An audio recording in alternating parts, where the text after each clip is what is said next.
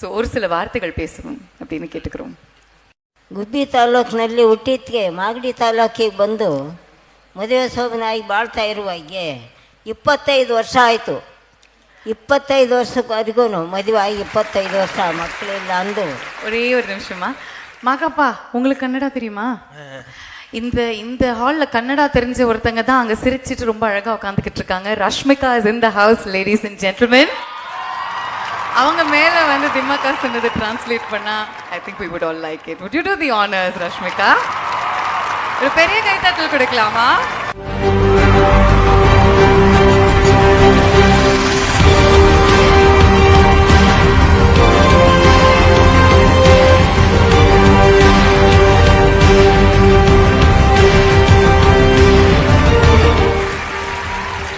She's been married for 25 years and yeah, she hadn't had children.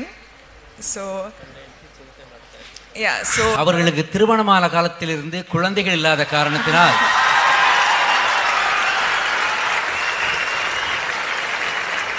குழந்தை இல்லையே என்ற இந்த கவலையை இயற்கையிடம் ஒப்படைத்துவிட்டு நான் நட்டு வளர்க்கும் ஒவ்வொரு மரமுமே என்னுடைய குழந்தைதான் என்று 1910 பிறந்த அவர் இன்று அவருக்கு 107 வயது முடிந்து 108வது வயது வரும்பொழுது எத்தனையோ விருதுகளை வாங்கி முடித்துவிட்டு 2019 இந்திய அரசின் பத்மஸ்ரீ விருதையும் பெற்று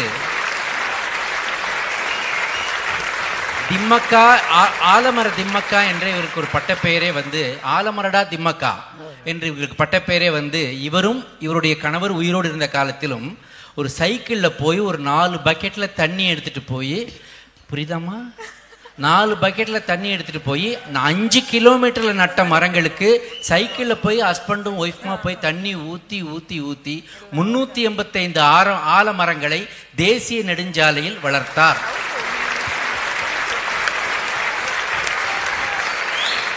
பிபிசி ரேடியோ நடத்திய ஆய்வில் உலகத்தின் மிக முக்கியமான 100 பெண்மணிகளில் சாலமர் திம்மக்கா என்ற நம்முடைய தாயும் இடம்பெற்றிருக்கிறார். அமெரிக்காவில் கலிபோர்னியாவில் லாஸ் ஏஞ்சல்ஸில் என்விரான்மெண்டல் எஜுகேஷன் என்ற ஃபவுண்டேஷனுக்கு நம் தாயின் திம்மக்காவின் பெயர் வைக்கப்பட்டிருக்கிறது. திம்மக்கா தமிழ்நாடு மட்டுமல்ல இந்தியாவில் உள்ள அத்தனை மாணவர்களுக்கும் இளைஞர்களுக்கும் 107 வயதிலே மிகப்பெரிய இன்ஸ்பிரேஷனாக மரம் நடுவதற்கு இன்ஸ்பிரேஷனாக திகழ்ந்து கொண்டிருக்கிறார் என்றால் அது உங்களது பலத்த கரகோஷம் மட்டுமே அதை நிச்சயம் செய்யும்.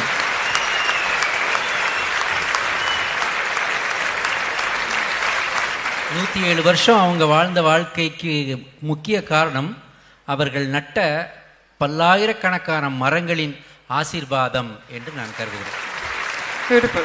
இப்போது அழகிய ஆங்கிலத்திலே அவர்கள் இதை சொல்வார்கள்.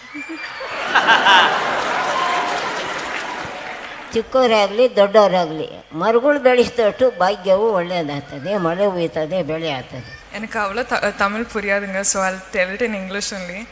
So what she's trying to say is, even if you're young or old or whatever you're doing, whoever you are, wherever you are, you need to plant trees to make the world a better place. Beautiful. Thank you, Rashmika.